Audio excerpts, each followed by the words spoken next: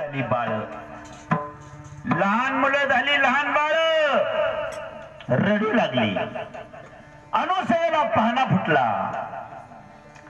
आणि ब्रह्म विष्णू महेशाच्या म्हणण्याप्रमाणे अनुसयेने त्या तिन्ही देवांना नाही अग्नी न लागता झालेलं भोजन अनुसयेने ब्रह्म विष्णू महेशांना स्तनपान दिलं. ब्रह्म विष्णू महेश स्तनपान करून निद्रिस्त अवस्थेमध्ये पाण्यात टाकले. अनुसया झोका देऊ लागली. झोका देत असताना म्हणू लागली, रडू नको बाळा. असं नाही म्हणली, रडते माझे बाळताने समजाविता राहीना, काय सांगू त्याला. एक झोका दे, झोका दे बाळाला, एक झोका दे, झोका दे बाळाला, बाळाला एक झोका दे, झोका दे बाळाला, एक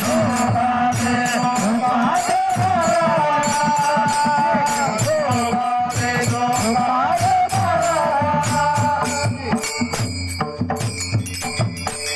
अनुसया ब्रह्म विष्णू महेशांना पाळण्यात टाकलं आणि झोका देऊ लागली. रडते माझे बाळताने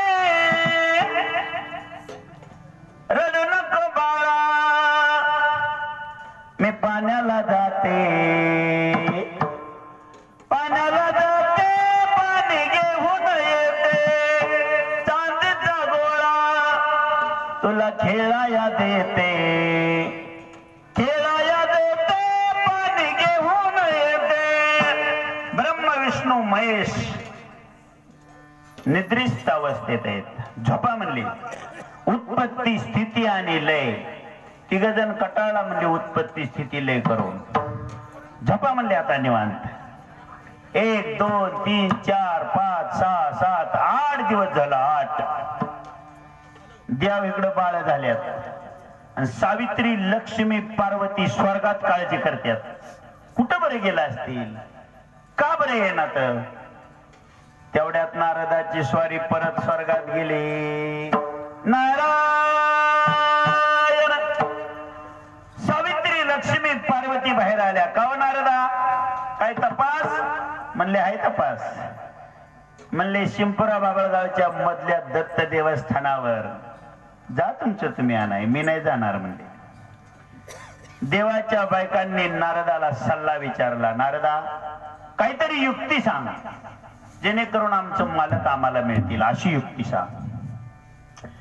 नारदाने सांगितलं, जा अनुसयेच्या दारात, पदर पसरा, भीक मागा, हात पुढे करा, नाक घासा, तेव्हा तुमचं काम होईल म्हणले. देवाच्या पत्न्या म्हणल्या, नारदा आम्ही देवाच्या पत्नी, आम्हाला हात पसराय सांगतो, पदर पसराय सांगतो, नाक घासाय सांगतो, आम्हाला जमणार नाही. मग नारद म्हणला, तुमचं तुम्ही बघून घ्या. नारद निघून गेला सांगून. ब्रह्म विष्णू महेशाच्या पत्न्या सावित्री लक्ष्मी पार्वती निघाल्या. आल्या अनुसयेच्या दारात. भिक्षा देही. अनुसया भिक्षा घेऊन आली आतून. भिक्षा नको म्हणले आम्हाला.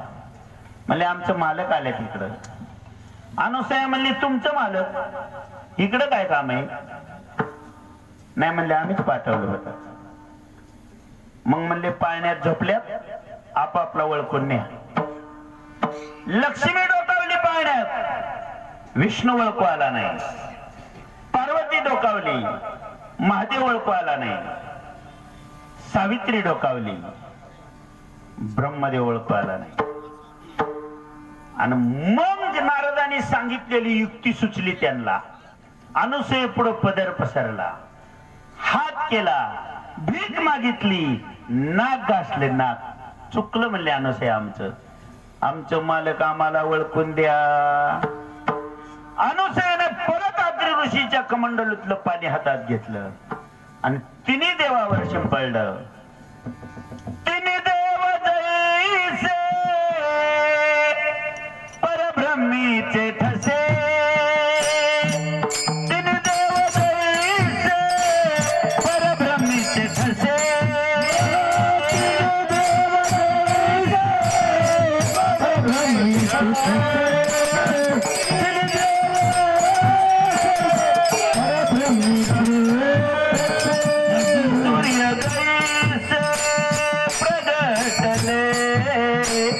जगी सूर्य जैसे प्रगटले तिन्ही देव जैसे परब्रह्मीचे ठसे तिन्ही देव जैसे परब्रह्मीचे ठसे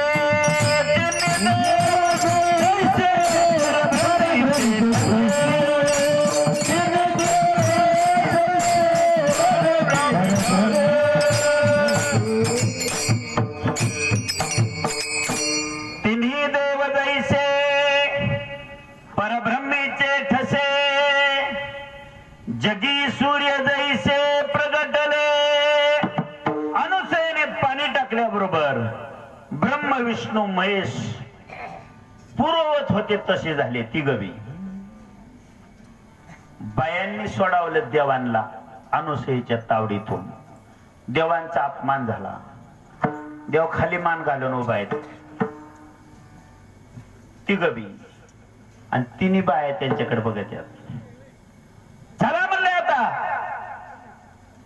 अपमान झाला ना देवांचा. मग सावित्री लक्ष्मी पार्वती पुढं आणि ब्रह्म विष्णू महेश महाग.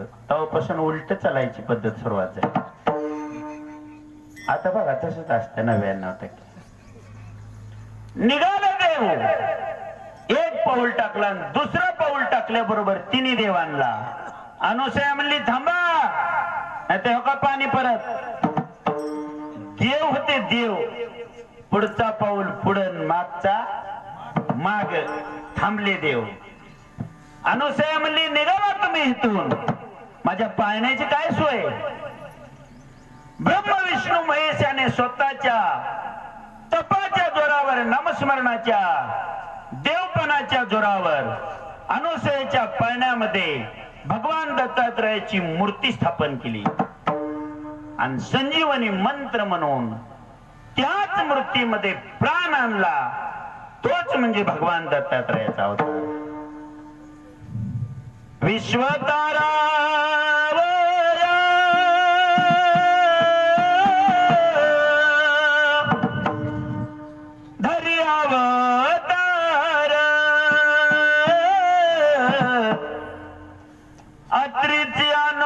सया गरोदर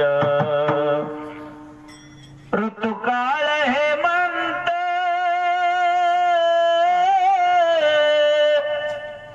नक्षत्र रोहिणी शुक्ल पक्ष दिनी पूर्ण तिथी पौर्णिमा मास मार्गशीर्ष गुरु तो वासर उत्सव काळ एका जनार्दनी पूर्ण अवतार निर्गुण निराकार कारले विठ्ठल विठ्ठल विठ्ठल. त्याला पूर्वजन्मीचं पुण्य लागतं. आई वडिलांची पुण्य लागती. घरातल्या माणसांची साथ लागती. कुणी बी देवाची सेवा नाही करत आणि सहजासहजी घडत सुद्धा नाही. आमच्या घरात शेजारी एक कृष्ण मंदिर आहे डेअरीत जगदंबा दूध डेअरीत. तिथं मला कळ बाबा भोग संचित हे देवाला नाही देवाच्या बापाला नाही चुकलं. केले कर्म चौघे मुले राजा दशरथा. कर्म तुम्ही बरोबर आहे कर्माचं प्रमाण पण प्रारब्ध सांगायचं आपल्याला. प्रारब्ध देवाच्या बापाला चुकलं नाही. 4 मुलं राजा दशरथाला. अंतकाळाच्या टायमाला पाणी पाजायला मुलगा नाही. प्रारब्ध ज्याचं त्याला हुडकीत येतं कसं ऐका. एका साहेबाने मेजरच्या मुस्काडीत हाणली. साहेब ध्यानात ठेवायचा तर तुम्हाला दृष्टांत कळल. साहेब शेवटपर्यंत इसरायचं नाही दृष्टांत संपस्तोर. साहेबाने मेजरच्या मुस्काडीत हाणली. मेजरने साहेबाला नाही हाणलं महागारी. मेजरने घरी आल्या बायकोच्या मुस्काडीत हाणली. साहेबाला राग बायकोला राग. बायकोने नवऱ्याला बहीण बंधू चुलता दत्तवान. भगवान दत्तात्रयाचं वर्णन माऊलींनी केलं एके ठिकाणी. पहिलं मेरूच्या शिखरी एक योगी निराकारी मुद्रा लावून खेचरी प्राणायामासी बैसला. माऊली महावैष्णव भगवान दत्तात्रयाचं वर्णन करतात. 7 चिरंजीव सांगितले. 7 अश्वस्थामा बलिर्व्यासो या श्लोकामध्ये ती 7 चिरंजीव आहेत. 8वे चिरंजीव आळंदी निवासी माऊली महावैष्णव ज्ञानोबा आहे. आणि 9वे चिरंजीव भगवान दत्तात्रय. हे 2 चिरंजीव श्लोकात नसताना मी मांडलं. तुम्ही म्हणता हे कसं? 8वे चिरंजीव माऊली कसे आहे का? आळंदीमध्ये 5 वर्षापूर्वी कोरोना आलता. कोरोना तर 5 वर्षापूर्वीचा इतिहास आहे आळंदीचा. आळंदीमध्ये कोरोनाच्या काळामध्ये एकही माणूस पॉझिटिव्ह निघाला नाही. ही आळंदीचं वैभव आहे. का? माऊलीचं स्पंदन त्या आळंदीच्या परिसरात राबतात. कोरोनाला सुद्धा त्या ठिकाणी जाता आले नाही. ही माऊलीची ताकद आहे. आणि आळंदीमध्ये कोरोनाने एक सुद्धा व्यक्ती पॉझिटिव्ह निघाला नाही, मिळाला नाही. ही सगळ्यात विशेष घडलंय. या आत्ता प्रचितीला आलंय. म्हणून आळंदी इथं माऊली महावैष्णव चिरंजीव आहेत. हे आत्ता कळालं. आणि 9वे चिरंजीव भगवान दत्तात्रय. कसे भगवान दत्तात्रय चिरंजीव? रोजचा नित्यक्रम आहे भगवान दत्तात्रयाचा. स्नान केले पांचाळेश्वरी. पांचाळेश्वरीला स्नानासाठी. भिक्षा मागायला गाणगापूर. तप करायला माहूरगड. आणि विश्रांती घ्यायला गिरनार पर्वतावर. गिरनार पर्वतावर आम्ही गेलतो बघा. सकाळी 6ला गेल्यावर संध्याकाळी 6ला माघारी आलतो. तरी त्या लिफ्टने गेलतो. तिथं गेल्यावर आम्ही 4ला तिथे गेलो. मी विचारलं तिथल्या त्या पुजाऱ्याला, म्हणलं हित भगवान दत्तात्रयाची स्वारी कधी असती? म्हणलं आता असती. 4ला आम्ही करत तिथे गेलतो. तप करायला तिथं गिरनार पर्वतावर भगवान दत्तात्रय असतात. मग भगवान दत्तात्रयाचं वर्णन तुकाराम महाराज करतात, माऊली करतात, नाथ महाराज करतात. राहू द्या दत्तात्रयाचं वर्णन. आजचं कीर्तन म्हणजे विशेष कीर्तन असतं. सप्त कोणत्या देवाचं असू द्या, पण काल्याचं कीर्तन म्हणलं की भगवान श्रीकृष्णाचं. चरित्र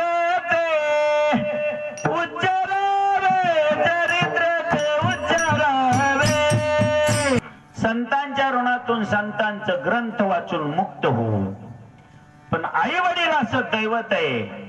स्वतःच्या अंगाची कातडी काढून आई वडिलांना जुडे जरी शिवले तरी आई वडिलांच्या ऋणातून मुक्त होऊ शकत नाही. सगळं जमतंय कडे सगळ्याला, पण आई वडील जड झाले सगळ्यांना. ज्या आई वडिलांनी 10 मुलं सांभाळली त्या 10 मुलांना मिळून आई वडील 2 आई वडील जड झाले.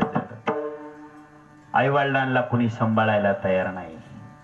म्हणून भगवान दत्तात्रयाला म्हणले, दत्त माझी माता, दत्त माझा पिता. आई वडील जीवन सगळ्यांच्या.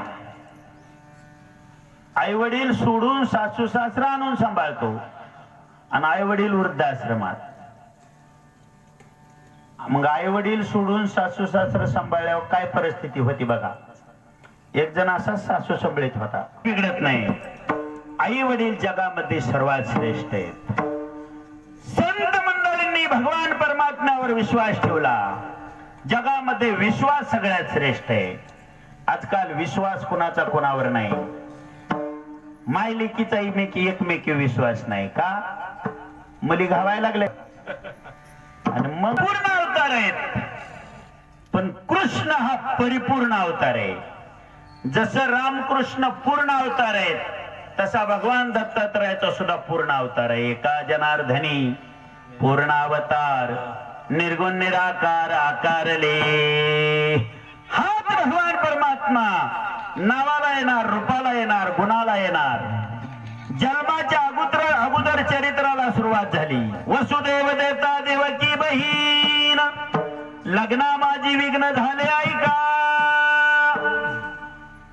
वसुदेवाला देवकी नावाची कंसाने आपली चुलत बहीण देऊ केली. लग्ना माझी विघ्न झाले आणि आकाशवाणी झाली. आकाशाची वाणी सांगत असे कंसा, मानी हा भरवसा बोलण्याचा. आठवा हिचा पुत्र वदील तुझशी, ऐकोनी मानसी तळमळला. ज्या बहिणीची वरात थाटामाटामध्ये मिरवतोय तिच्याच पोटी आठवा जन्माला येणार. तो माझा काळ होणार आहे. कळालं कंसाला. मेनातली तलवार काढली, देवकीची येणे एका हातात पकडली आणि देवकीच्या मानावर आता तलवारीचा घाव घालणार. एवढ्यात वसुदेवाने हात धरला वरच्यावर. घेऊन या खडगे मारा या धावला, हात तो धरीला वसुदेवे. हिचा आठवा मुलगा तुम्हाला मारणार आहे. आठीच्या आठी मुलं तुमच्या ताब्यात दिली जातील. 1 2 3 4 5 6 मुलं झाली. मारलीच नाही कंसानी. म्हणले आठवा मला मारणार आहे. मग ह्या 6 मुलांनी काय केलंय? पुण्य सारावया भेटे देवर्षी, वधी बालका ते ठेवू नको. कंसाचं पुण्य कमी करण्यासाठी नारद भेटले. 6 मुलं नाही मारली तर कंसाचा पापाचा घडा भरत नाही. 6 ही मारीत दुराचारी. तुम्ही म्हणता भगवान श्रीकृष्णाचं भाऊ आणि त्यांना 6 जणाला असं मरण काय यावं?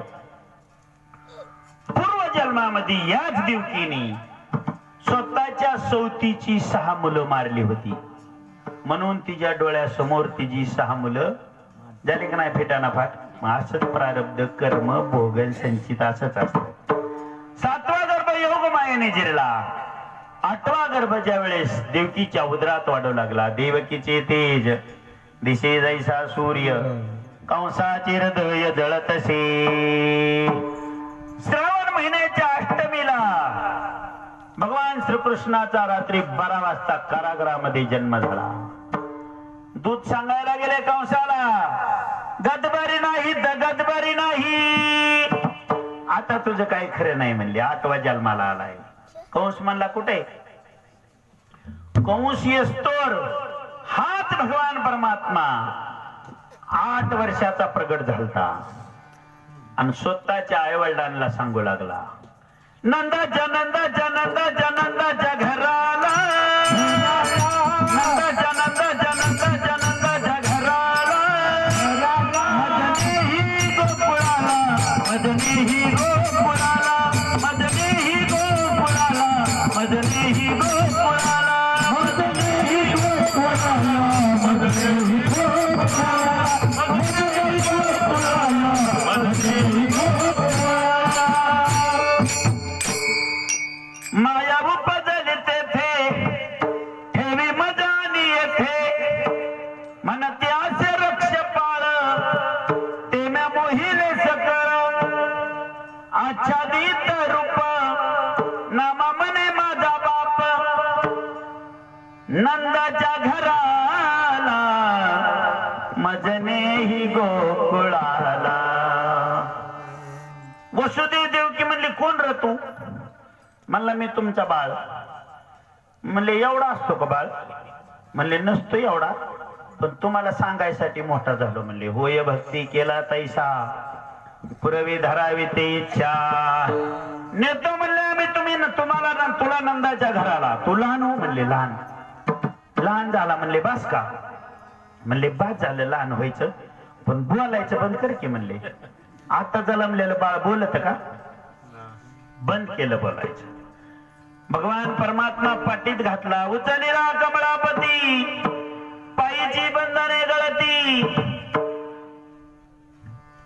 कारागृहामध्ये बाप मुलावर किती प्रेम करतो याच्यावरून तुमच्या लक्षात येईल. रात्रीच्या 12-1चा प्रसंग आहे. काळी भिन्न रात्र आहे. बाहेर इजा लावतात. पाऊस धोधो येतोय. यमुनेला महापूर आलाय आणि असल्या संकटातून मुलाला गोकुळात पोच करायचे. बापाने मुलगा पाठीत घातला. कड्या कुलप कोंड गळून पडल्या गेले आणि भगवान परमात्म्याला डोक्यावर घेऊन वसुदेवाने यमुनेत प्रवेश केला. पुरचाली राजाट तेने लाविला गोष्ट.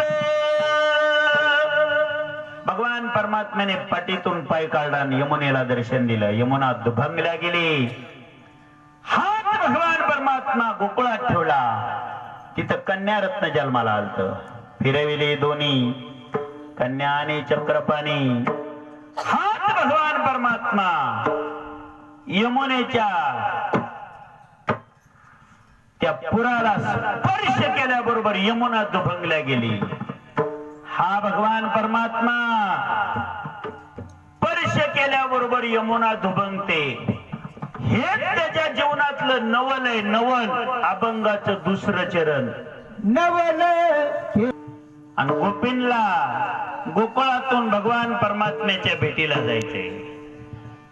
गोपींनी सांगितलं भगवान श्रीकृष्णाची सेवा करून की आमचा भगवान श्रीकृष्ण 16,108 पत्न्या करून जर ब्रह्मचारी असेल तर आम्हाला यमुना वाट देईल. यमुना दुभंगल्या गेली आणि याच गोपी गवळणी भगवान परमात्म्याकडे आल्या. हेच भगवान परमात्म्याचं नवल आहे. नवल केवडे केवडे नकळे कानोबाचे पुढे. हाच भगवान परमात्मा गोकुळामध्ये सुखरूप पोच झाला. माया इकडं आणून टेकवल्या बरोबर आकांत केला. रडे माया करी आकांत नामा मने उठती दूत. दूध जागे झाले. 8वा जन्माला आला. कंस धावत आला. गरगर गरगर पायाला धरून फिरवलं. 6 मुलं ज्या शिळेवर आपटली त्याच शिळेवरती 8वा नव्हता, ती 8वी होती. माया. आणि माया कोणाच्या हाती लागली? हातातून निसटली कंसाच्या. आकाश मार्गाने जाऊ लागली. 100-200 फुटावर गेली ना अष्टभुजा देवीचं रूप प्रगट केलं.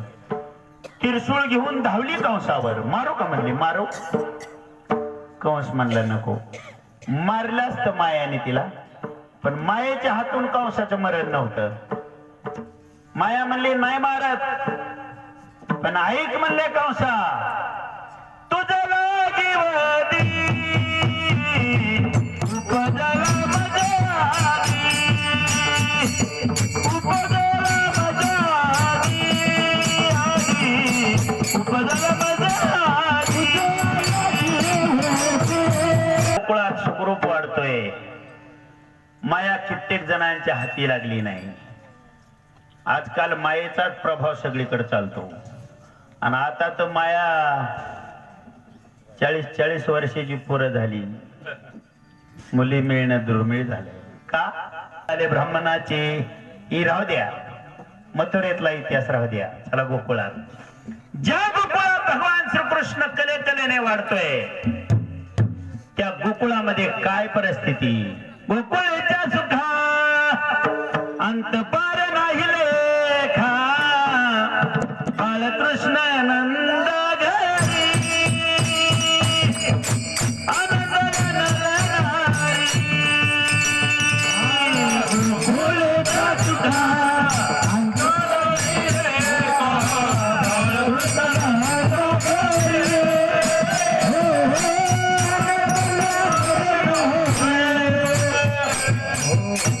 गुडिया तोरणे करते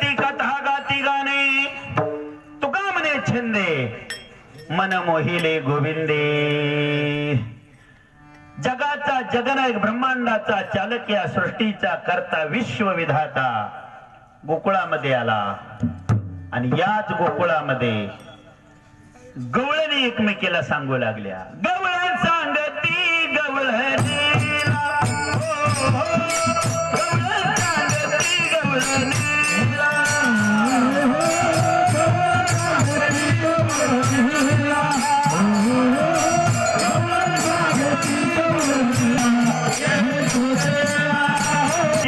गलबल झाली दासी जणी हेर घाली.